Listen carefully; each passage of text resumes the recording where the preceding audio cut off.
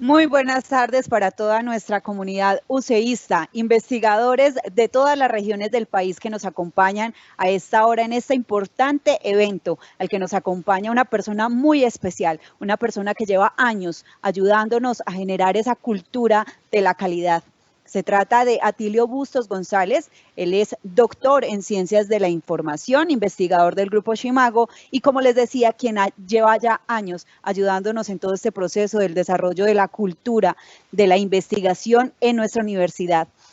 Es para nosotros un placer poder compartir con ustedes este espacio, un espacio de la generación del conocimiento, porque no importa que estemos lejos, no importa porque hoy podemos llegar hasta cada uno de sus hogares, hasta cada uno de esos lugares en donde ustedes se encuentran para poder compartir con ustedes esta hora y media que tendremos de conversación con el doctor Atilio y que sin duda será una experiencia maravillosa para esa generación del conocimiento que sabemos ustedes hacen parte de ella y que todo el tiempo están en esa dinámica. Un saludo muy especial entonces para los grupos de investigadores, para todos esos semilleros de investigación, profes, estudiantes, para los doctores en investigación que no paran, porque el mundo parece haberse detenido, pero ustedes no se detienen y es que gracias a ustedes la humanidad hoy siente una leve esperanza en medio de toda esta contingencia que estamos viviendo ya casi por 6 meses. Les recuerdo que estamos en el tema herramientas tecnológicas para la gestión del conocimiento y por eso nos acompaña una persona experta, una de las personas que más conoce en el mundo sobre este tema. Como les decía, doctor Atilio Bustos, bienvenido a este es su espacio donde durante hora y media podrá compartirnos sus conocimientos y poder seguir generando esta dinámica de interacción y de gestión del conocimiento. Bienvenido y le recuerdo a todos los asistentes a este evento que todas las preguntas que tengan durante la intervención del doctor Atilio podrán hacerla de manera simultánea mientras él está en su conversación y las responderemos todas al final del evento. Esta conversación con el doctor Atilio demora más o menos 1 hora y durante media hora estaremos entonces respondiendo a todas sus preguntas e inquietudes. Las preguntas que no sean resueltas durante este espacio serán contestadas a vuelta de correo electrónico y para eso entonces tenemos a una persona encargada de coger todos los datos de cada uno de ustedes para poder estarles contestando a vuelta de correo. Bienvenido, doctor Atilio, es un placer para mí contar hoy con usted, con su participación y por supuesto llenarme de su conocimiento también. Muy buenas tardes. Gracias, Liliana. Es un gusto estar con ustedes. Muy buenas tardes, con profesores, investigadores, estudiantes de semillero, personas que forman parte de la comunidad de la Universidad Cooperativa de Colombia, una de las 3 o 2 universidades más grandes de Colombia que vive este desafío de hacer ciencia desde lugares muy distintos. Me ha tocado estar en muchos de las sedes de ustedes, pero esta es una ocasión para reunirnos desde la virtualidad en torno a un tema que es fascinante. Voy a compartir con ustedes una presentación. Adicionalmente haremos algunos ejercicios prácticos conectados a Internet y dejaremos un espacio de preguntas al final.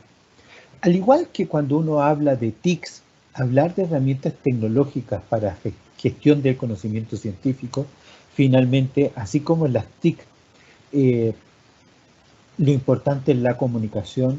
En herramientas tecnológicas para gestión de conocimiento científico, lo importante es la gestión de conocimiento científico. Por lo tanto, lo que yo simplemente voy a hacer es una propuesta en torno a lo que hace muchos años se conoce como el ciclo de generación del conocimiento.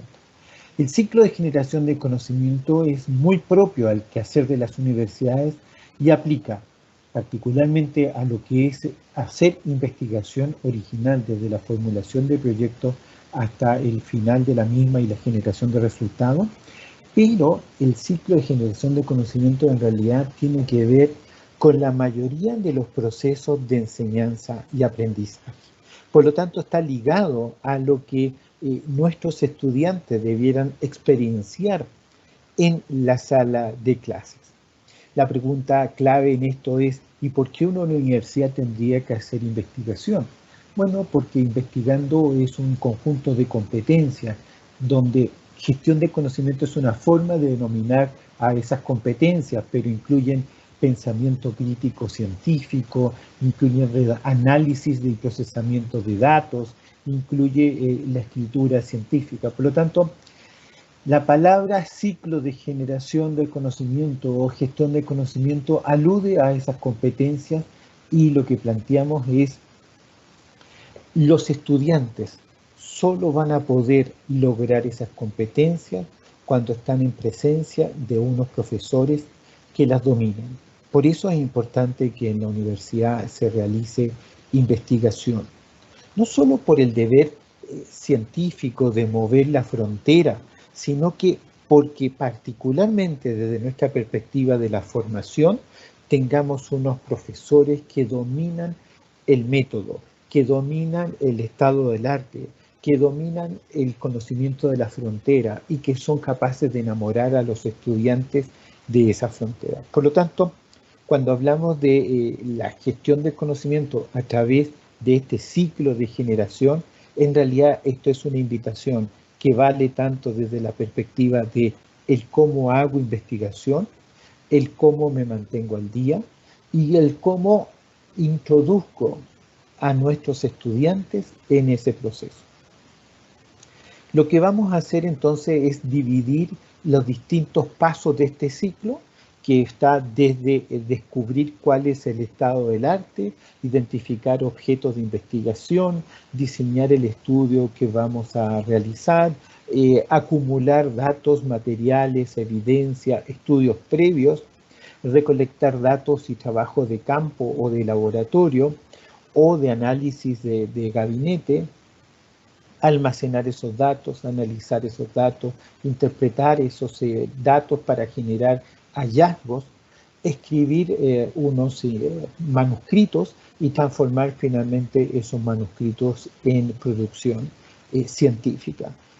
Para cada una de estas distintas etapas del ciclo de generación de conocimiento concurren o convergen una cantidad enorme, una vastedad increíble de herramientas y cada día se desarrollan nuevas. Por lo tanto, lo que voy a hacer es una proposición, en algunos casos de aquellas más conocidas o más próximas porque están disponibles en la universidad, y en otros casos insinuaré algunas herramientas apropiadas para algunas perspectivas o campos disciplinares, pero en definitiva existen otras que no vamos a alcanzar a mencionar o abordar, o que incluso pudiera ser que yo ni siquiera conociera y que son pertinentes para campos científicos específicos.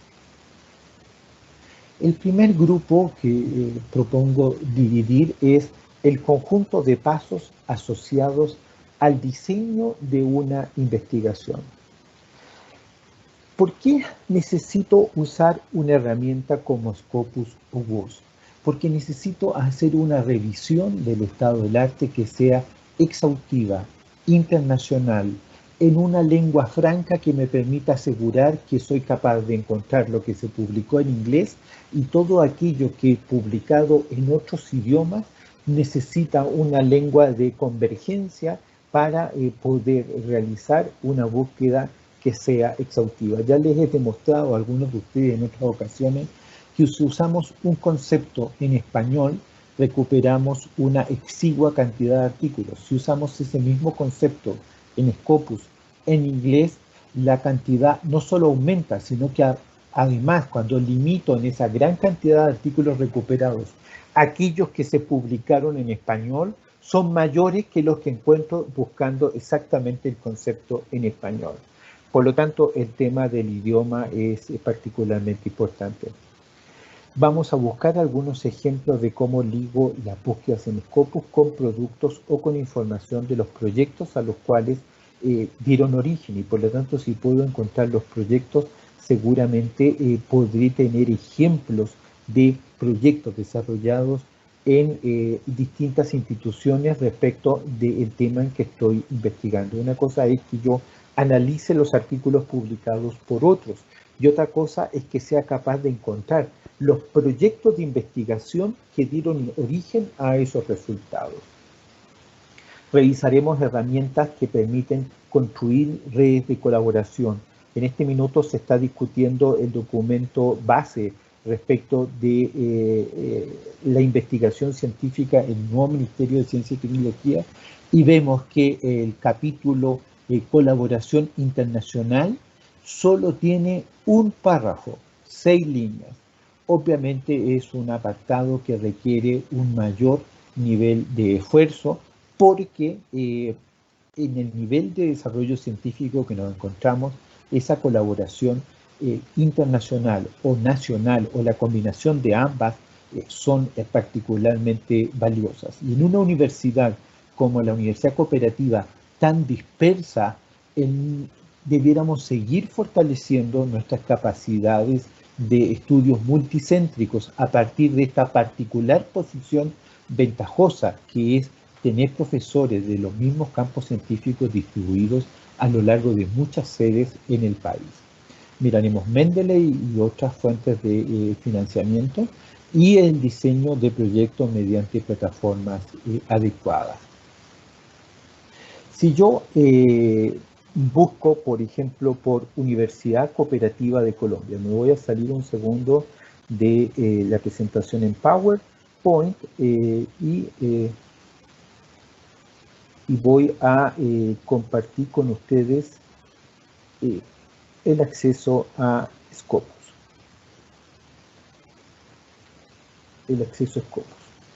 He hecho una búsqueda que es buscar por por filiación institucional, por afiliaciones, y he buscado por Universidad Cooperativa de Colombia. Y el resultado que he obtenido son los 880 documentos publicados a lo largo de la vida de la universidad. He marcado los dos últimos más recientes. Con mucha alegría analizábamos esta mañana con el Leonardo Fabio en los resultados del 2020, que ya sobrepasaron los 101 artículos y que esperamos, gracias al esfuerzo de ustedes, que este año 2020 sea incluso un poquito mejor que el 2018. Analizamos también que el 2019 hay artículos ya publicados y no indexados que van a superar esta producción. Y entonces he marcado los dos últimos artículos indexados. Uno del profesor Anguita y otro del profesor Buena Navarro. Puede que algunos de estos profesores sean de otras universidades, pero en cada uno de estos trabajos existe la coautoría de la Universidad Cooperativa de Colombia. He marcado en print, y en print dejo los datos de referencia, agrego el dato de DOI y agrego, fíjense aquí, un grupo de metacampos que se llaman detalles de financiamiento. Y esto es muy, pero muy importante.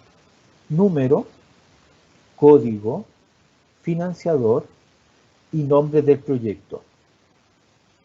Hemos realizado un análisis de las fuentes de financiamiento a las cuales han accedido los profesores de la universidad en el último año, y nos damos cuenta que si bien en la mayoría de los proyectos esta información se detalla, no colocan estos campos como si fuera 4 campos separados, sino que es un texto de agradecimiento.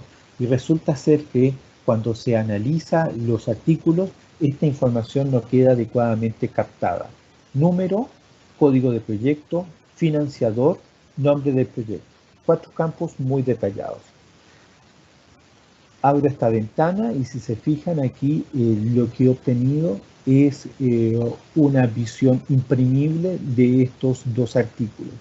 Y en el primero, fíjense que dice detalles de financiamiento y dice investigación 2040. Este estudio fue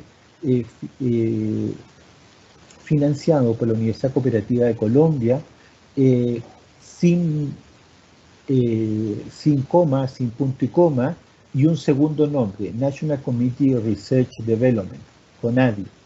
Bueno, resulta que aquí he sumado dos fuentes de financiamiento de una manera que sería imposible para un no colombiano reconocer de que el proyecto alude a dos instituciones diferentes. Por lo tanto, lo que tenemos es un INF 2440. Si yo vuelvo a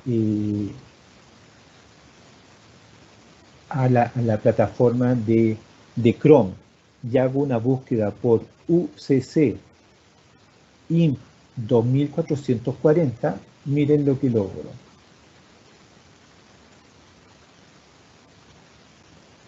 Descubro que ese documento que acaba de ser publicado como Scientific Report en Nature, felicitaciones a los autores, porque realmente lograr publicar un Scientific Report en Nature es clavar una bandera en Marte. Extraordinario, muy recomendable, muy positivo. Felicitaciones. También felicitamos a los responsables del repositorio, porque el artículo ya está subido en el repositorio institucional, como pueden ver en la dirección acá arriba, de la Universidad Cooperativa de Colombia. Pero lo que no logré llegar fue al proyecto que dio origen a este artículo. La información de fuente de financiamiento está siempre en la sección Disclaimers, eso es justo antes de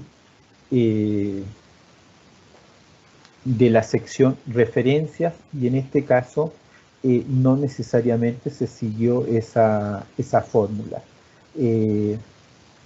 La información está en los agradecimientos, es como el texto que está trasladado a la información en Scopus, pero evidentemente si yo hubiera puesto esto de una forma más codificada, habría logrado un resultado mejor.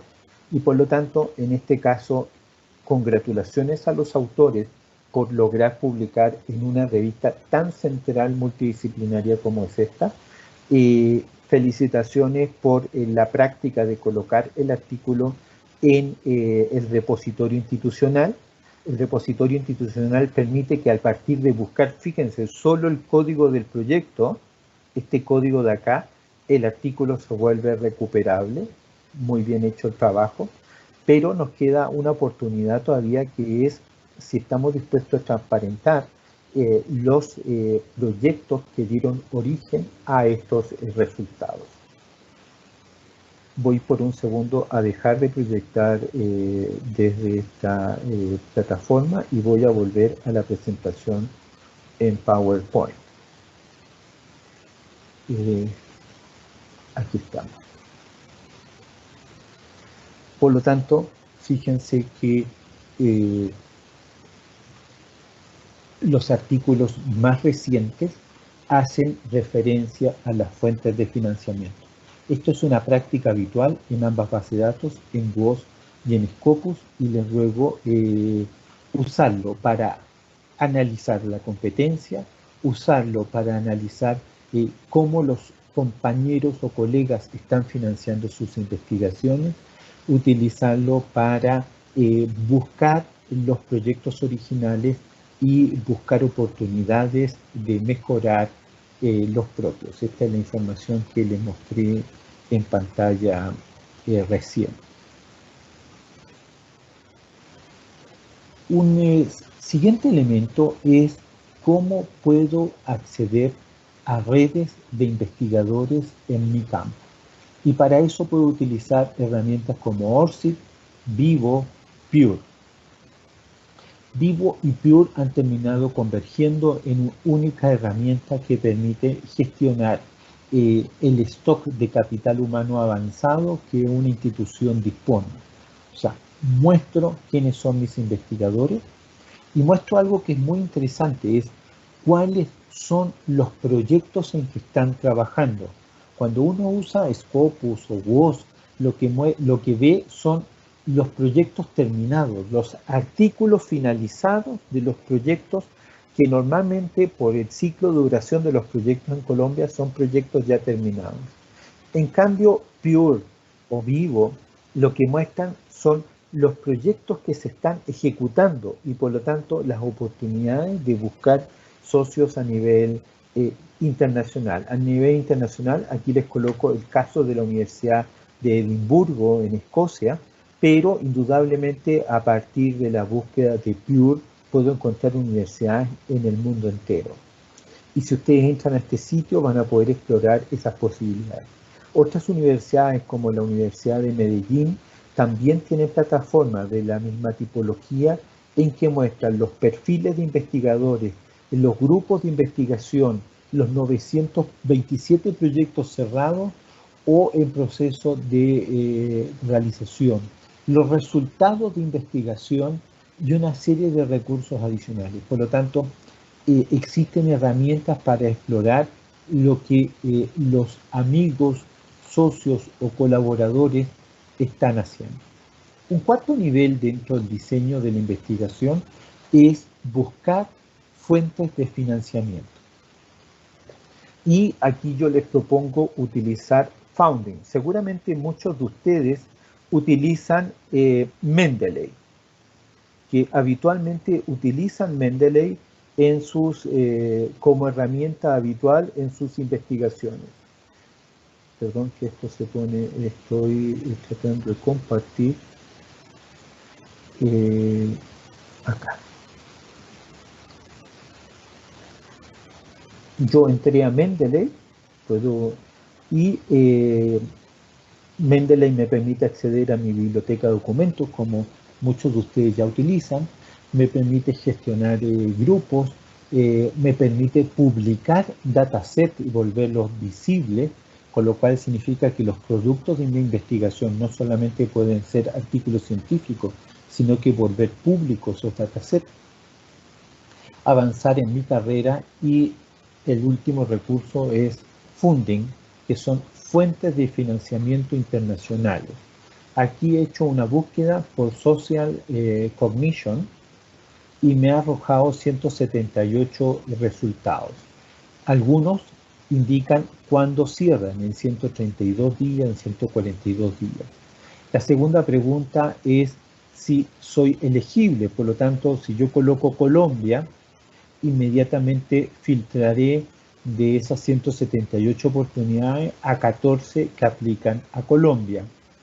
Hay una descripción general y a partir de esta descripción general puedo acceder a la convocatoria específica dependiendo de la agencia nacional que la está convocando. En este caso, la National Science Foundation es la primera, y así sucesivamente hay agencias de distintos países del mundo de distintos aspectos que tienen que ver con Social Cognition.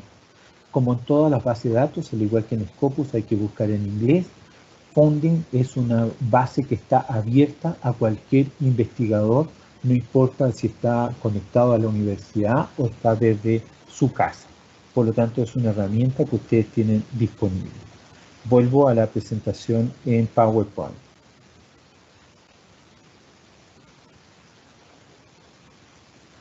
Founding es una herramienta extraordinariamente potente que permite recuperar información de proyectos de financiamiento de proyectos de investigación, financiamiento de la movilidad académica, tanto para investigación como asistencia a congresos, y financiamiento para equipamiento de laboratorios.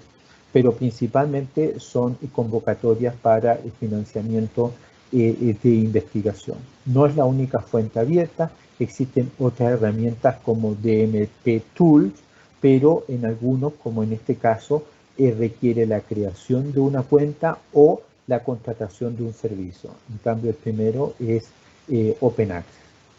Y finalmente, para el último paso dentro del diseño de la investigación, es que en la formulación de proyectos de investigación puedo requerir la utilización de herramientas como Project, como gestor de proyectos. La gestión de proyectos no es solo un problema de ingeniería, la gestión de proyectos es la gestión de cualquier proyecto complejo. Por lo tanto, en la medida que nuestros proyectos de investigación se vuelven particularmente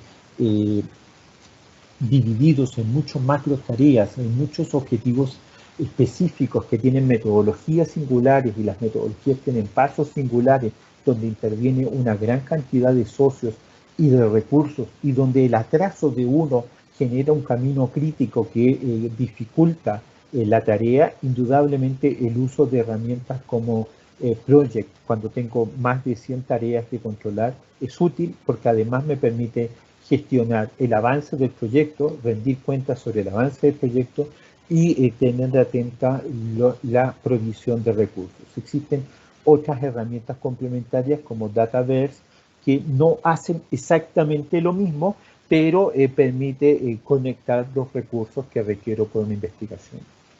Una segunda etapa de este ciclo de investigación es cuando inicio propiamente la investigación. Me han asignado el proyecto, lo he ganado y comienzo a trabajar. ¿Y qué necesito tener? Bueno, necesito tener un cuaderno de campo o cuaderno de laboratorio, software de modelamiento o de usos específicos, plataformas de capacitación, especialmente cuando incorporo personas en proceso de formación al equipo del laboratorio, al equipo de investigación, recoger, analizar y publicar datos, almacenar archivos en la nube y compartirlos con los miembros del grupo de investigación, particularmente si estos están dispersos en distintos lugares geográficos. Plataformas para el desarrollo de software, particularmente cuando existe un equipo de desarrollo geográficamente distribuido en horarios no sincrónicos y por lo tanto tengo que, como me ha tocado conocer algunos casos, programar a 24 horas en 3 continentes y el equipo siguiente tiene que saber dónde quedó el anterior para seguir avanzando en la programación de las líneas de código. Analizar datos con paquetes estadísticos. Para cuadernos de campo existen varias herramientas, uno muy interesante es Evernote, otros prefieren trabajar con Microsoft Note, existen muchos cuadernos, lo que hay que tener seguridad es en la capacidad de poder migrar esos cuadernos a plataformas futuras si es que esos software tendieran a desaparecer. En general son muy amistosos, muy atractivos y reemplazan muy bien las antiguas libretas Moleskine que todos alguna vez utilizamos. Un segundo tipo de herramientas son software para modelamiento y usos especializados. Por ejemplo, en psicología se usan herramientas de software particularmente construidas sobre Python. En general, el lenguaje Python se utiliza en muchos tipos de análisis de datos, particularmente lo usan también los data scientists y en general permite construir herramientas de análisis muy avanzados en distintos ambientes con conjuntos heterogéneos de datos. Las plataformas de capacitación parecen una cosa rara, pero los jóvenes de hoy, los ingenieros de hoy, los científicos básicos de hoy tienen una capacidad y una velocidad de aprendizaje que nos asombra y por lo tanto el acceder a plataformas abiertas o de pago donde pueden encontrar cursos sobre las materias que les interesa avanzar, parece ser una necesidad que tenemos los grupos de investigación de ofrecerle a los miembros más jóvenes que son capaces, que con un cierto nivel de orientación, de avanzar en forma autónoma en adquirir los conocimientos y las competencias que les permiten analizar datos de forma muy interesante. Recoger, organizar y publicar datos. Particularmente yo he hecho algunas publicaciones en Mendeley Data, de dataset en abierto, y la verdad es que la experiencia es muy interesante, que los datos quedan abiertos desde el mundo entero, que cuando ustedes hacen una búsqueda de información en Scopus, en la pantalla, en el ángulo superior derecho, le indica cada vez que ustedes hacen una búsqueda de que existen datos en Mendeley que podrían acceder. Bueno, justamente son datasets. Lo interesante es que los datasets que publico en abierto se vuelven recuperables desde el propio Scopus como desde plataformas abiertas de Google o Google Académico. Los datasets amplían la posibilidad de dialogar, respecto de mis resultados y productos de investigación con unas audiencias científicas, pero también de llegar a otras audiencias. Y por lo tanto, lo que hace esto es multiplicar los productos y multiplicar la oportunidad de generar impactos sobre audiencia científica, sobre mis estudiantes y la audiencia académica, sobre la audiencia económica y particularmente los egresados de un programa en particular, sobre la sociedad, sobre el medio ambiente. Por lo tanto, lo que hacemos al trabajar en ciencia abierta y publicar datos es multiplicar las oportunidades de que los resultados que hemos generado sirvan a otros para realizar meta investigaciones, analizar los datos diferentes, generar análisis nuevos, aplicar esos resultados a la industria, a la empresa, a las decisiones políticas. Existen otras plataformas como Galaxy. Galaxy es particularmente interesante porque integra el análisis de datos, los flujos de datos, la validación de los datos, el intercambio de datos. En cambio, cuando estoy en Mendeley, lo que estoy haciendo es el intercambio de datos y una validación.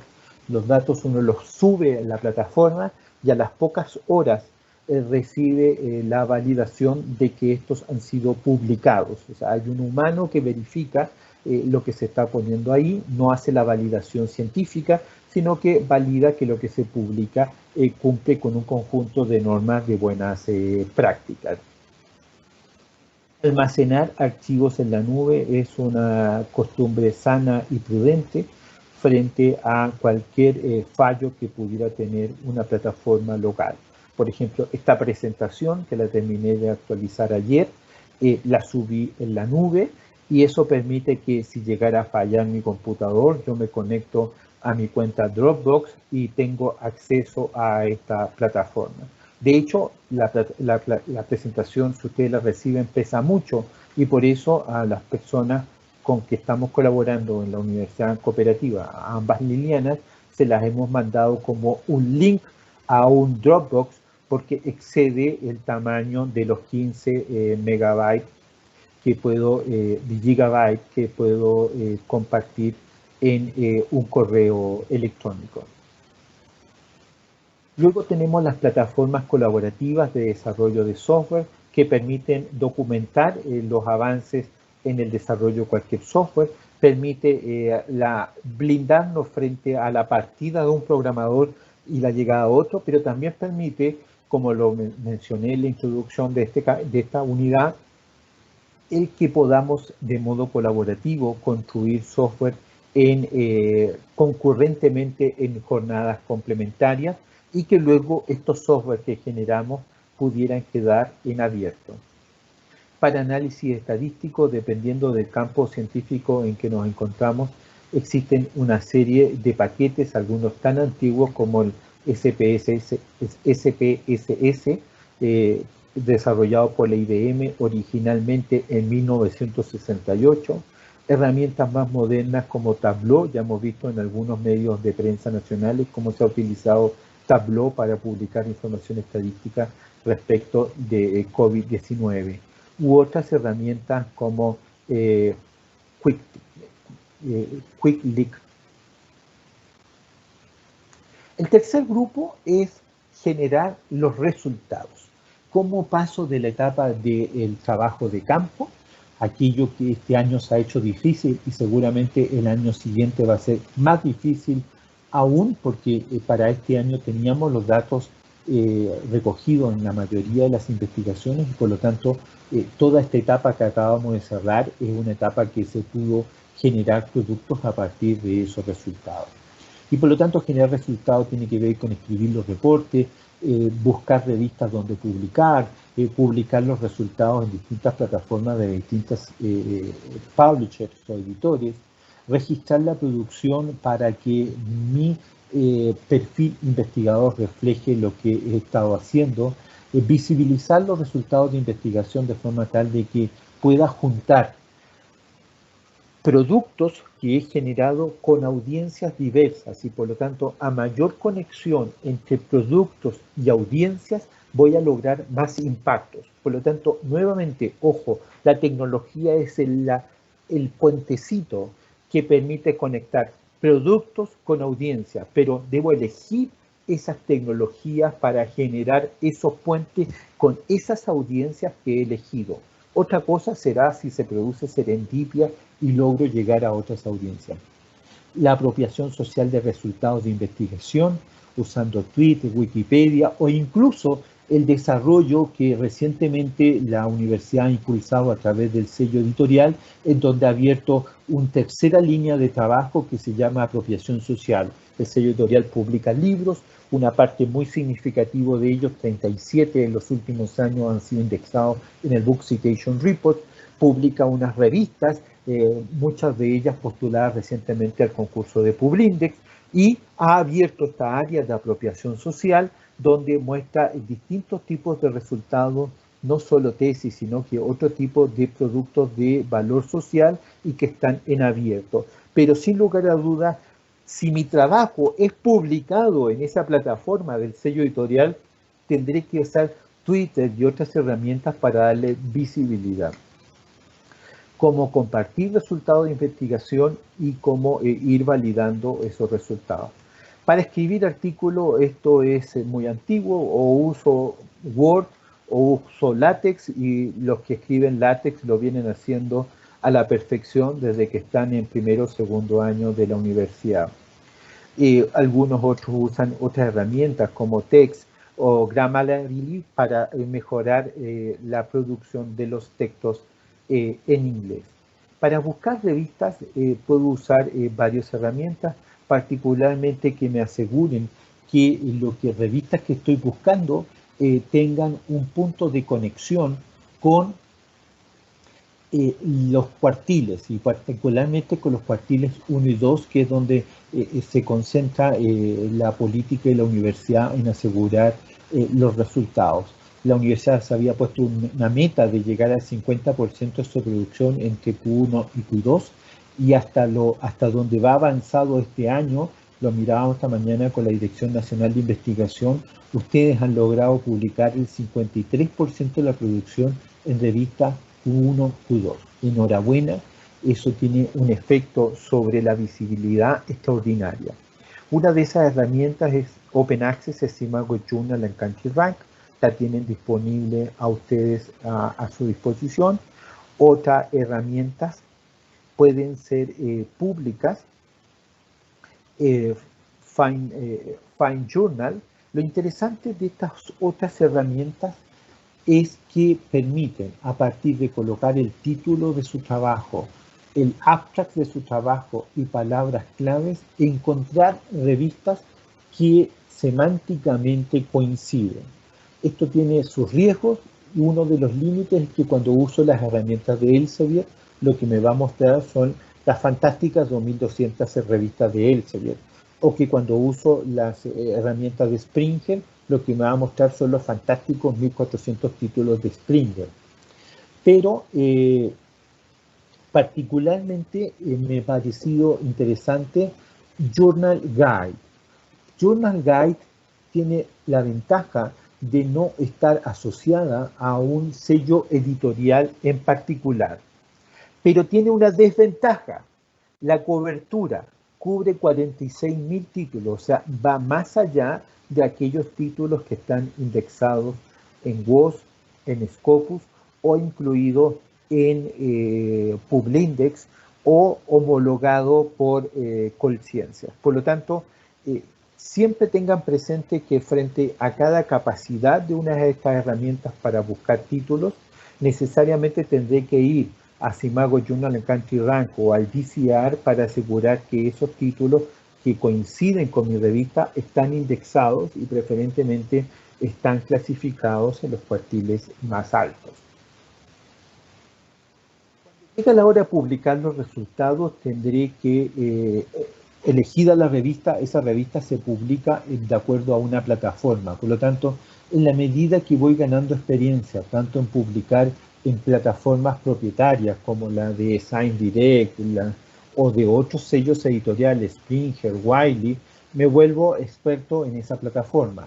O cuando utilizo normalmente las revistas Open Access, tienden a usar en muchos casos Open Journal System. La experiencia de usar la plataforma de Open Journal me hace saber cómo puedo ser más ágil y a su vez qué cuidado tengo que tener de respaldar los envíos para tener una memoria de cómo ha sido la postulación de los artículos. Luego viene el principio de la carrera de la visibilidad. Tradicionalmente, cuando publicábamos y el artículo ya estaba publicado, nosotros nos olvidábamos, ya cumplimos con la tarea de publicar y había un nuevo día y ya estaban preocupados del siguiente artículo. Pero hoy, en un mundo digital, el nivel de visibilidad que logren los distintos autores con sus trabajos tienen que ver con registrar esa producción en una serie de plataformas. En ORCID, en el propio Civilac, como lo exige MinCiencias en Colombia, en Google Scholar.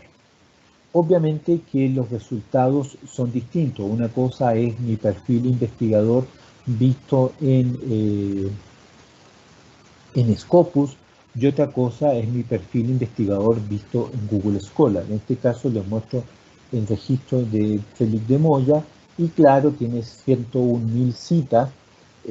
No está muy preocupado de saber si las citas suben o las citas no suben, porque en realidad, fíjense el grado de estabilidad, casi más de 900 citas por año.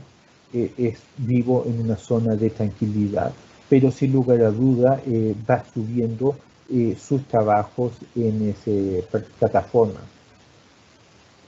O algunos de los miembros más jóvenes del grupo de investigación lo hacen por él.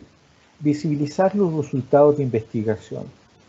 Y uno de los primeros indicadores almétricos es si los documentos que ustedes han publicado han recibido descargas en Mendeley.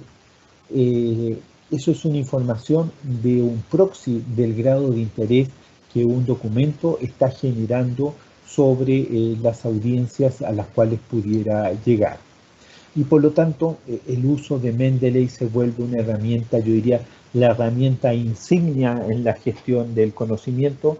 Mendeley ha reescrito su software hace pocas semanas, de forma tal de que van a ver tanto en la versión en línea como en la versión descargable una plataforma muy interesante. Mendeley, a partir de esa misma cuenta, es la que le da acceso a funding y le da acceso a la posibilidad de intercambiar datasets. Por lo tanto, en el fondo, lo que genera Mendeley actualmente es una interfaz para el análisis de los recursos de información que estoy utilizando en mis investigaciones y gestionar carpetas y a partir de los PDF poder hacer anotaciones y marcas de colores sobre ellos que no los alteran porque funcionan como una piel separada de los artículos. Luego voy a ver los PDF y los PDF están sin tocar, a diferencia de usar directamente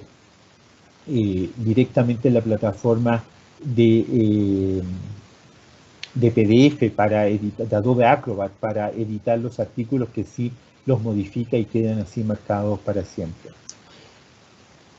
Les recomiendo no solo utilizar ustedes Mendeley, sino que introducir a los estudiantes en el uso de herramientas como Mendeley, porque en su versión actual ha avanzado mucho y es muy interesante incorporar el hábito. Esta herramienta tira por el suelo a cualquier gestor de referencia de versiones anteriores. Y luego está ResearchGate como una herramienta muy interesante para dar visibilidad a la producción. Muchos de ustedes tienen cuenta en ello, no vale la pena que yo explique mucho más.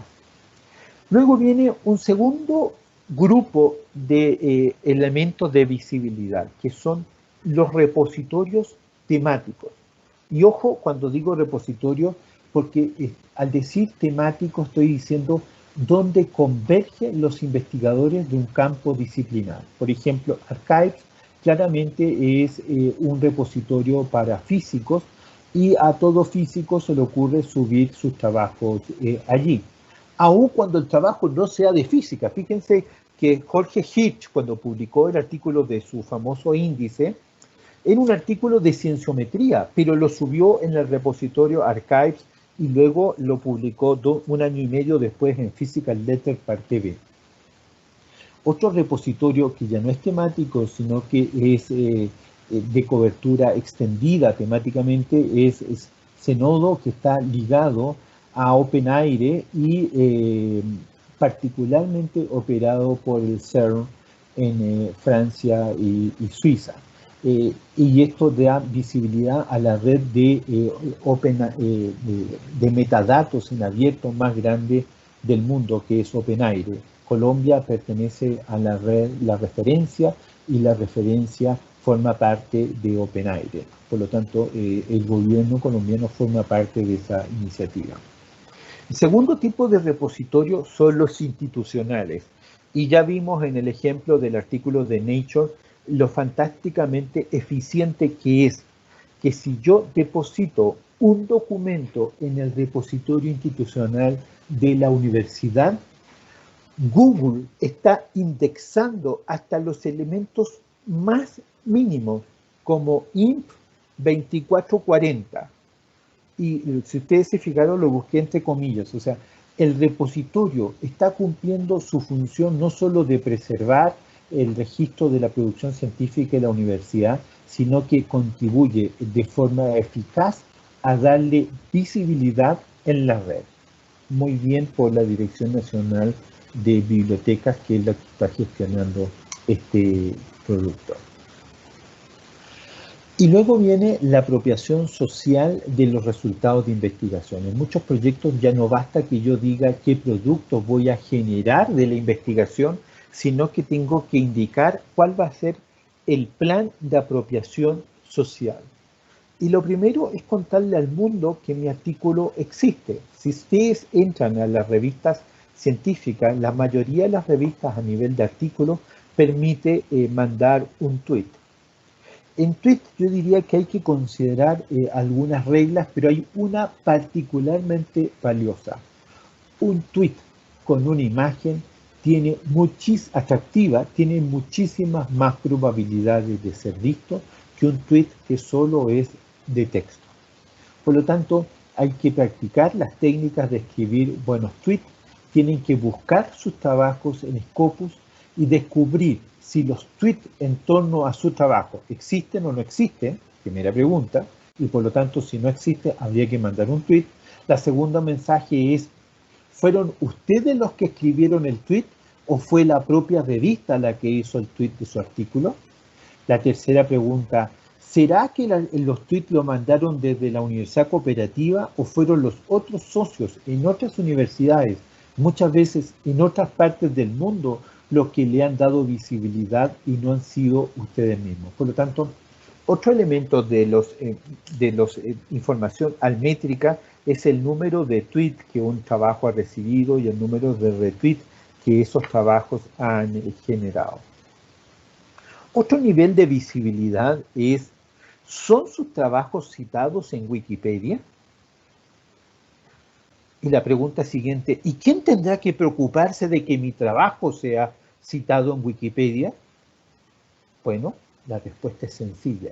Usted mismo, señor. Usted es el encargado de asegurarse que sus trabajos sean citados en Wikipedia. Y entonces aparecerá alguien, ¡oh! ¿Y eso es moral? Pero por supuesto, dígame, ¿puede hacer una cita en Wikipedia alguien que no sea experto en la materia que estamos hablando? Por lo tanto, esto ni siquiera lo puede delegar a otra persona del grupo de investigación. Lo tiene que hacer usted mismo. Compartir los resultados de investigación. Existen una serie de plataformas para compartir los resultados, los datos. Ya vimos Mendeley, que es una forma de compartir resultados de investigación, pero existen una serie de otras iniciativas tanto abiertas como cerradas. Fixshare es abierto, Dryad es cerrado, pero, o sea, cerrado significa por suscripción, pero sin lugar a duda generan oportunidades de darle visibilidad a nuestra producción científica si es que los targets, si es que los grupos que utilizan esas plataformas coinciden con nuestros grupos de interés para asegurar un mayor nivel de impacto en la producción. ¿Qué más tendré que hacer? Bueno, asegurarme que mi producción aparece bajo mi nombre de pluma, tanto en Scopus como en Word. Asegurarme que mi producción responde a la afiliación institucional correcta, Universidad Cooperativa de Colombia, que lo que estamos posicionando es la universidad y no facultad, departamento, sede o lo que sea. Y además, y esto es una recomendación hacia el futuro, asegurarnos que la identificación de los fondos de investigación que dieron lugar a los resultados sean Universidad Cooperativa de Colombia. Si no, se puede dar la paradoja que aparece la Universidad Nacional u otra universidad como la de Antioquia financiando a la Universidad Cooperativa y no que la propia Universidad Cooperativa financia significativamente una parte de su investigación. Por lo tanto, son los propios autores los que tenemos que estar atentos a que nuestros artículos queden indexados y queden indexados correctamente. Uno se pone muy nervioso cuando aparece un artículo de uno en Scopus y no aparece en Word o al revés. En ambas bases de datos existen formas de dar retroalimentación. Ambas responden de forma muy ágil, particularmente si uno baja en ambos casos a ayuda, en ayuda muestran las distintas formas de corregir en línea los potenciales fallos que se pudieran producir con nuestra propia producción. Y finalmente, y aquí debo reconocer que tengo una duda existencial, es que en Colombia se da toda una discusión en torno a el trabajo que tenemos como pares evaluadores.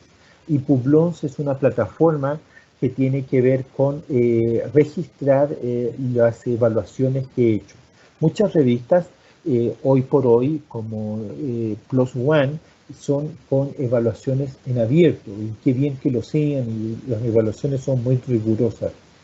Pero Publons me obliga a subir las evaluaciones, y entonces, ¿no será que estoy contraviniendo una cláusula de confidencialidad cuando estoy evaluando en un proceso doble ciego para una revista un trabajo y que luego al poco o al mucho tiempo subo esa información a Publons? Eso es lo que a mí me produce un ruido respecto de buenas prácticas de edición, pero también debo reconocer que es una herramienta que permite reconocer una parte que queda invisibilizado del esfuerzo de los investigadores. El mundo entero se mueve por reciprocidad, por lo tanto yo sé que si yo someto mis trabajos a las evaluaciones de otros, tendré que devolver la mano una cantidad de veces equiparable a lo que he publicado, más todos los rechazos que he tenido. En definitiva, Publons abre unas posibilidades a una ciencia más transparente, pero creo que hay que tener cuidado en los límites de eso. Y finalmente, para los más jóvenes que están asistiendo a esta presentación, los invito a mirar un documento muy interesante que está en varios idiomas, Cómo trazar el itinerario para alcanzar el éxito como investigador profesional. Está disponible en ese sitio web y es muy interesante porque muestra, más que desde una lógica latina, muestra desde una lógica del hemisferio norte, cómo un investigador puede planificar su vida a partir de los resultados que va mostrando, de la visibilidad que va adquiriendo, de las oportunidades de financiación de proyectos, de estadía de investigación que va generando, y finalmente de cómo es artífice de construir su propia carrera investigadora. En definitiva, lo que he querido mostrar es un recorrido por un conjunto de herramientas que lo que hacen es particularmente ser ágiles en facilitar distintas etapas del ciclo de gestión del conocimiento.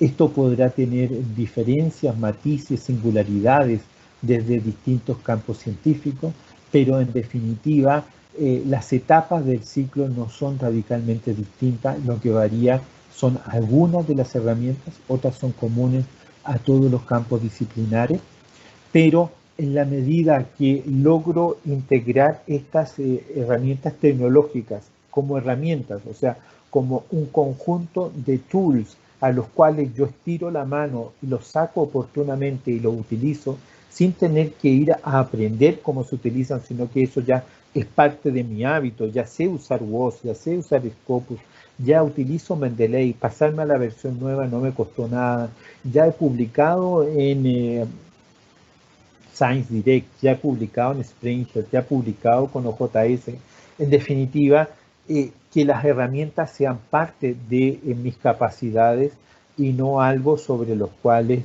yo tenga que estar pensando en cuál usaré, cuándo la usaré, cómo la usaré. Por lo tanto, la herramienta es una extensión de mis hábitos de gestión del conocimiento cuando efectivamente es pertinente y he generado un nivel de apropiación sobre ella. Esta es la parte que yo quería compartir. Quedo disponible para ustedes para contestar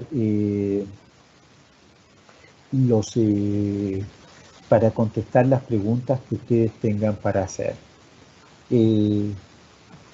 Doctor Atilio, sí. Muchísimas gracias por su intervención. Acá vemos en la participación de chat que tenemos una pregunta, pero durante la intervención que usted nos acaba de regalar, a mí me quedaron como algunas semillitas de duda, y es, por ejemplo, respecto al tema de esa autogestión que como investigadores también debemos hacer de nuestras publicaciones. A veces esperamos que la institución a la que le estamos publicando o la revista a la que le estamos publicando haga parte de este proceso de difusión. Y usted nos hablaba de algo muy importante, y es hacernos corresponsables de ese material que es nuestro material intelectual, y cómo ese material se puede ir propagando por el mundo y que nosotros también seamos protagonistas de esa divulgación. Liliana, tu pregunta es muy, muy buena. Porque la verdad es que lo que uno puede hacer hoy por hoy para darle visibilidad a sus propios resultados de investigación es muy grande. Y lo que uno deberá formarse es un protocolo. Como los pasos pueden ser 14, 15, 18 pasos, yo debo elegir cuál es el conjunto de interacciones que quiero generar. Y aquí yo sugiero pensar más en audiencias a las cuales le interesa mis resultados de investigación antes que en tecnología. O sea, primero pienso en audiencias y una vez que he elegido audiencias, establezco cuáles son los canales para llegar a esas audiencias. Por lo tanto, la elección de las plataformas es un matching, es una asociación entre lo que yo sé a quién le pudiera interesar y cómo lo pongo delante de esas personas. Eso tiene unas secuencias de pasos, unas muy instantáneas. Le mando un correo electrónico a mis colegas. Ok, fantástico. Antes se colocaba el artículo en una pizarra a la entrada del laboratorio, pero como hace meses no vamos al laboratorio, eso no funciona. Entonces, ¿cómo le aviso a mis colegas? ¡Hey! Publiqué en Nature. O sea, espectacular. ¿Cómo le cuento a mis colegas que publiqué en Nature? Nature manda boletines todos los días. A mí me llega a la 1 de la tarde, 1:30, el boletín de Nature de novedades. Si alguno de estos scientific reports es incluido ahí, ya el nivel de visibilidad es espectacular. Por lo tanto, por ejemplo, hago un post. El post es visible desde qué plataformas, a quién le llega ese post. Es contabilizado, es analizado, se enlaza con otros posts del mismo tipo. Por lo tanto, lo que viene a continuación es más que esperar que los otros hagan por mí un trabajo de visibilidad, es cuáles son los pasos que yo he decidido porque me quedan cómodos. Yo dije, a mí me queda incómodo Publons. Ok, no subo las evaluaciones a Publons, pero todos los demás me quedan cómodos y por lo tanto, cada vez que publico un artículo, debería seguir una secuencia de visibilidad.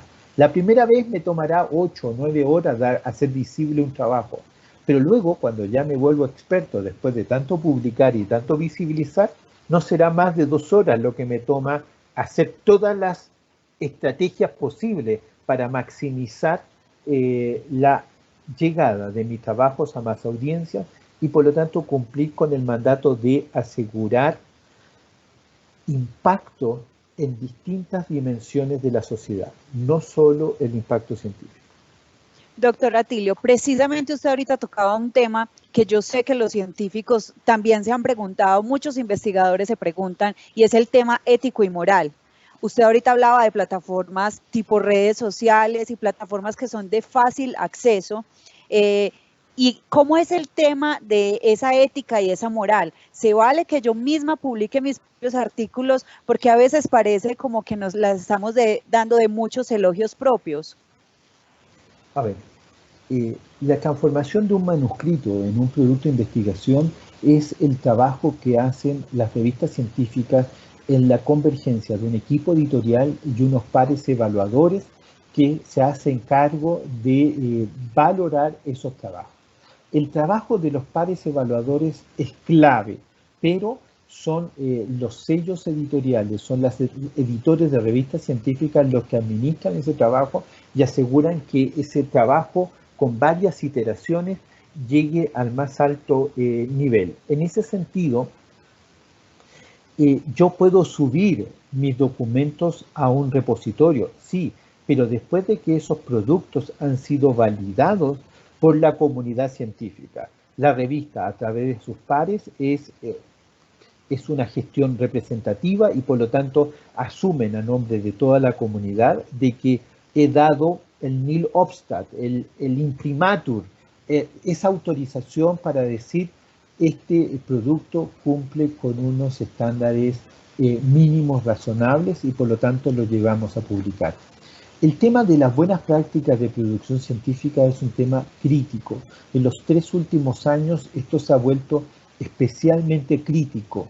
Y no creo que porque seamos más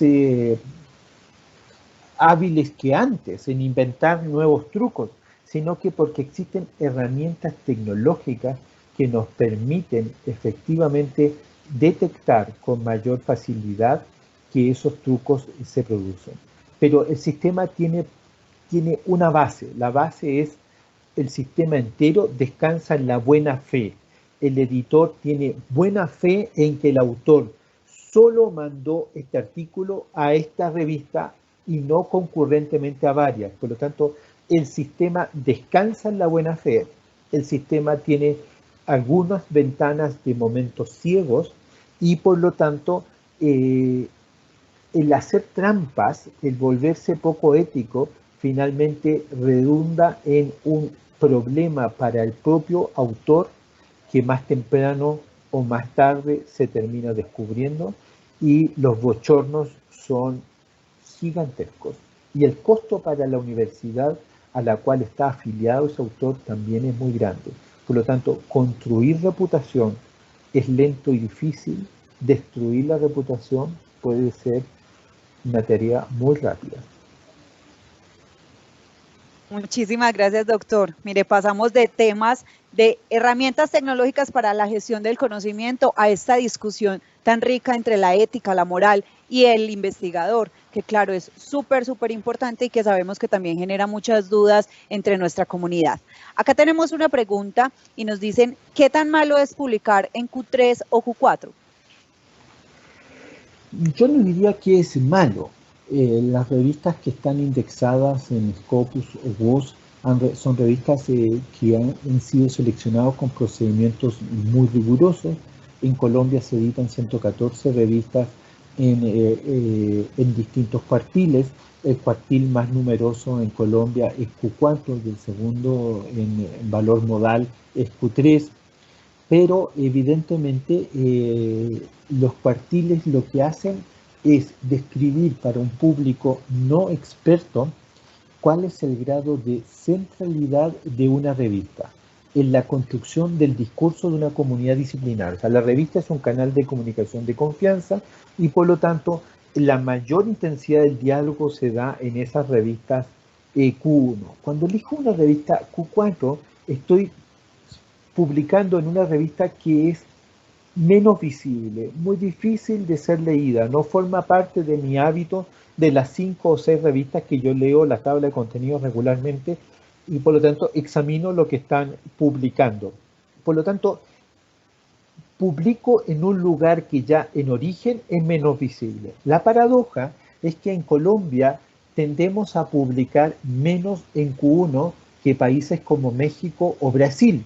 Y resulta ser que el impacto de la producción científica colombiana es más alta que la de México o Brasil. O sea, hemos sido autoflagelantes, hemos pensado que nuestros trabajos no estaban para ir a una revista tan buena, lo hemos publicado en una revista menos buena y resulta que cuando analizamos los trabajos individualmente a partir de las citas que reciben, descubrimos que estos trabajos recibieron un nivel de impacto mayor que aquellos publicados en revistas Q1 o Q2. Por lo tanto, lo que yo les ruego como en términos globales como país es, y como universidad es pensar, mire, en realidad mi trabajo puede que sea mejor que el nivel que yo le asigno a priori. Doctor Atilio, por acá tenemos una pregunta bastante interesante y sé que muchos investigadores se la han hecho, sobre todo cuando durante el transcurso de la investigación uno mira a su equipo de trabajo y dice, sí hice la mejor elección, y es ¿cómo se hace la correcta elección de todos los colaboradores que intervienen en la investigación? Uy, muy buena pregunta. Bueno, yo diría que aquí hay dos niveles de análisis, el análisis del entorno próximo y el análisis de los socios para la colaboración en investigación. En el entorno próximo, la respuesta es muy sencilla, es todos aquellos que estén trabajando en la investigación y particularmente que trabajen en los resultados que dan origen a este artículo. Por lo tanto, no tendré problemas en sumar estudiantes, semilleros de investigación o personas en distinto nivel de formación, en magíster o en doctorado. Eso es un nivel. El segundo nivel es la elección de los socios, tanto a nivel nacional como internacional. Y aquí las decisiones son de dos tipos. A, porque tengo un contacto personal y por lo tanto sé a dónde voy a llegar. O B, porque estoy obnubilado, incandilado por el nivel de esa universidad. Y C es porque necesito un laboratorio que en esa universidad existe y por lo tanto puedo acceder a los equipos que me faltan.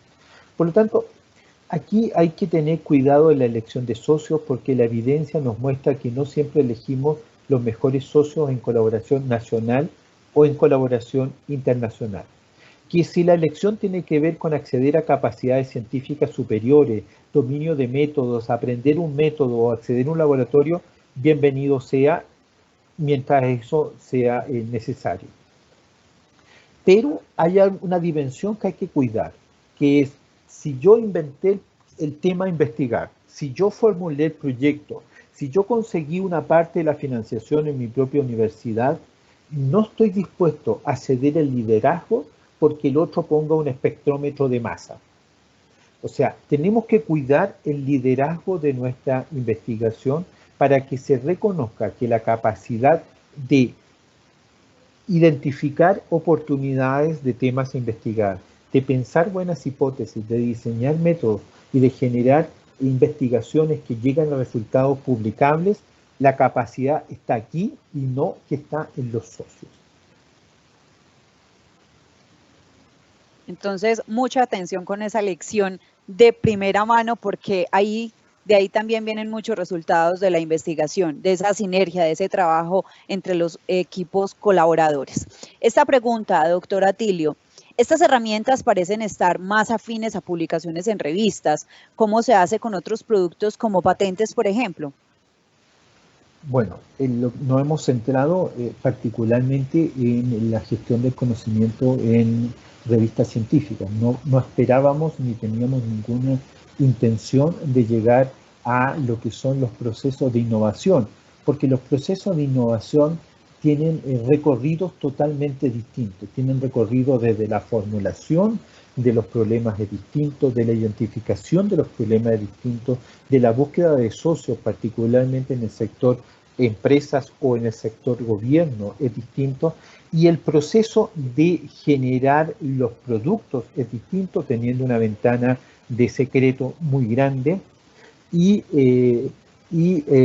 la forma de hacer públicos esos resultados es distinta. Por lo tanto, algunas de estas herramientas indudablemente son útiles a la hora de gestionar procesos de innovación, pero estamos hablando de un ciclo totalmente distinto que el ciclo a partir del cual hemos centrado nuestra presentación. Nos preguntan también, todos estos investigadores que nos acompañan hoy están como anónimos, no se están nombrando. Y mucha atención porque esto fue una recomendación del doctor Atilio, autorreconocerse, reconocer también lo que estamos haciendo. Entonces, acá otro anónimo nos pregunta, si no he publicado en revistas indexadas en Scopus, ¿debería iniciar por un cuartil 4 o es aconsejable intentar en un cuartil superior? Yo no tendría miedo a intentar en un cuartil superior. Tiene varias ventajas de distinta naturaleza intentar un artículo en una revista de un cuartil superior. El 44% de la producción mundial en el año pasado fue en revistas Q1, porque los cuartiles se determinan por el número de títulos, pero en realidad una revista Q1 puede publicar 700 artículos al año, y en el mismo campo científico una revista Q4 puede con dificultad publicar 24 o 32 artículos al año. Por lo tanto, el número de artículos por cuartil no es simétrico. Eso hace que desde el punto de vista estadístico la probabilidad de publicar en Q1 es mayor que en Q4, primero. Segundo análisis es que las revistas Q1 tienden a ser mucho más rápidos en los procesos de introducir un artículo al ciclo de evaluación. Por lo tanto, en una semana o 8 o 9 días voy a saber si mi artículo entró o no entró, a diferencia de una revista Q4 donde puedo esperar hasta 3 meses para tener alguna respuesta de los editores. Por lo tanto, un portazo en la nariz en una revista Q1 es un rápido portazo, no es una cosa que se viene a la puerta, no, el portazo es rápido. Pero si mi artículo entra al proceso de evaluación, sin lugar a dudas, esas observaciones de los pares evaluadores me van a ayudar a mejorar el artículo. Por lo tanto, el mero ejercicio de intentar mejorarlo ya va a haber valido la expectativa de tratar de publicarlo en una Q1. Y perfectamente con esas mejoras podría ir a otra revista Q1. ¿Es mejor elegir la revista para publicar antes o después de escribir el artículo? Antes. Normalmente uno tiene claridad absoluta desde que comienza la investigación dónde quiere publicar los resultados, porque tiene claramente identificado cuáles son las revistas críticas en la construcción del conocimiento en su área. Por lo tanto, lo normal es que un investigador sepa con mucha claridad dónde va a ir a publicar, y por lo tanto desde que comienza a escribir ya lo hace en el estilo de la revista a la cual va a ir. No hay que adaptar el artículo luego a las normas editoriales porque de suyo ya las conoce y las va a aplicar. Perfecto. Esta pregunta me gusta mucho porque sé que no solamente le sirve a los investigadores la respuesta. De hecho, todas las personas deberíamos tener ese ABC de las mejores formas, de las recomendaciones que usted nos da para hacer los mejores manuscritos. Si tuviéramos un top 5, ¿cuál sería, doctor Atilio? A. Identificar el territorio. ¿De qué va el tema que estoy escribiendo? B. Decir desde dónde me paro. ¿Cuál es la originalidad? ¿Dónde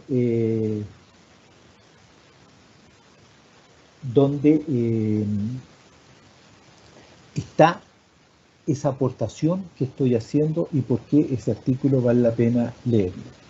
3. Tener un objetivo claro, bien redactado, preciso. Si yo tengo el objetivo mal redactado, todo lo que siga a continuación está malo. 4. Un título que me interese leer. Eliminen todo topónimo. En el 99.5% de los casos no es necesario indicar ni una ciudad ni un país. Existe una predisposición colombiana a hacer eso. Eso es un error, eso va en la metodología, eso va después. Y por último, escriban claro, directo, en el idioma en que estén publicando, con frases bien construidas, que sea fácil de leer.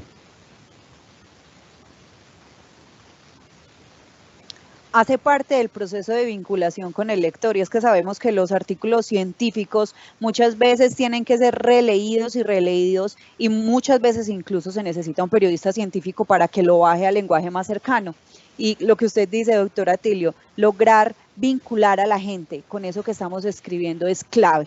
Ahí entonces las 5 recomendaciones para hacer un muy buen manuscrito, ya les recuerdo que este evento queda grabado, que ustedes posteriormente pueden volver a él y que desde Comunicaciones haremos nuestro mayor esfuerzo para hacer de toda esta conversación un sinnúmero de piezas para que ustedes reconozcan muchísimo mejor cada uno de los temas que nos está contando el doctor Atilio. Otra pregunta, doctor, que tiene que ver con la mayor visibilidad. ¿Qué plataformas o cuál es el número de plataformas mínimos que usted sugiere para dar la mayor visibilidad de nuestros artículos? Es que yo digo que no hay un mínimo, hay niveles que hay que cubrir. El primer nivel que hay que cubrir es que mi producción científica quede registrada en mi universidad, en mi grupo de investigación, en mi CIVILAC, en el ORCID, en ese tipo de cosas. El segundo nivel es que el artículo esté disponible para acceso desde lugares remotos. El tercero es que el artículo esté descargado en plataformas como lo son Mendeley. O sea, en definitiva, cuando uno analiza aquellos elementos que le dan metadatos, que le dan indicadores almétricos al artículo, son elementos o plataformas que están midiendo algún tipo de interacción. Particularmente está PlumX por un lado y Altmetrics por otro. Altmetrics, la diferencia de PlumX es que en PlumX todo vale un punto y en Altmetrics es que un buen post vale 15 puntos, un tweet vale 8 puntos y un like vale 1 punto. O sea, no todo vale lo mismo y eso indica que, por ejemplo, lograr que un artículo de ciencias sociales esté disponible en Wikipedia hace que esté disponible para un público muy grande. Por lo tanto, el mix de tecnología es esa articulación que yo planteaba entre qué he publicado y a quién le interesa. Nos preguntan también nuestros investigadores asistentes a este evento, ¿cuáles son las plataformas gratuitas y cuáles son las pagas? Uy, la pregunta es muy, muy diversa. De todas las que yo he presentado, la mitad son gratuitas y la mitad son pagas. Pero resulta es que algunas que son de pago no tienen sustituto. No tienen sustituto conocido hoy. Por ejemplo, si para iniciar una investigación necesito usar WOS o Scopus, no tengo, a menos que sea de medicina y use PubMed o Medline, no tengo un sustituto a una base de datos comprensiva, selectiva, internacional. Y por lo tanto, los productos secundarios, aquellos productos que indexan fuentes primarias, en algunos casos son de pago y particularmente los de mayor valor agregado sí lo son. Una cosa es que yo elija publicar mis artículos en una revista Open Access y eso es producción primaria y todos los argumentos usados en favor del Open Access corresponden ahí, pero generar productos secundarios, índices, de alta calidad tiene unos costos enormes. Por lo tanto, no esperemos que todo sea gratis, porque ese mundo no va a existir nunca a menos que sea subsidiado por las Naciones Unidas. Tenemos otra pregunta. Si publico la base de datos en Mendeley, ¿luego puedo saber quién la usó? No, a diferencia de otras plataformas como LinkedIn o ResearchGate o Academia.edu, en que yo puedo pagar un fee por saber quién me usó, en Mendeley no puedo establecer esa traza. Sí lo puedo hacer en otras herramientas como Tweet, por ejemplo, puedo saber quién mandó un tweet respecto a mi artículo.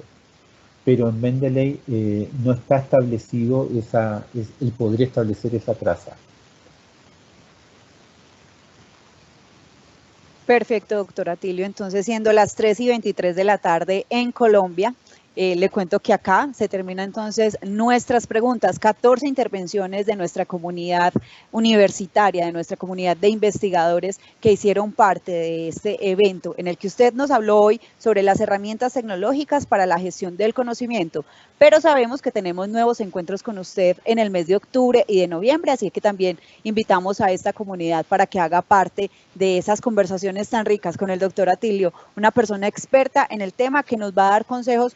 Miren, vinimos a hablar de herramientas tecnológicas y también hablamos de ética y moral, de todo eso que los investigadores deben conocer para poder pulir cada uno de sus artículos e investigaciones y, como decía ahorita la pregunta, incluso para los productos tipo patentes. Muchísimas gracias, doctor Atilio, que tenga una muy bonita tarde. Gracias, Liliana, es un gusto saludarlo a cada uno de ustedes, que tengan muy buena tarde. Un gusto muy grande, gracias por sus preguntas. Nos vemos entonces en una próxima oportunidad, nuevamente también con el doctor Atilio, quien estará disponible para toda esta comunidad de investigadores de la Universidad Cooperativa de Colombia. Soy Liliana Salazar, especialista de la Dirección Nacional de Comunicaciones, y fue un gusto hablar con ustedes en esta tarde. Feliz día. Buenas tardes.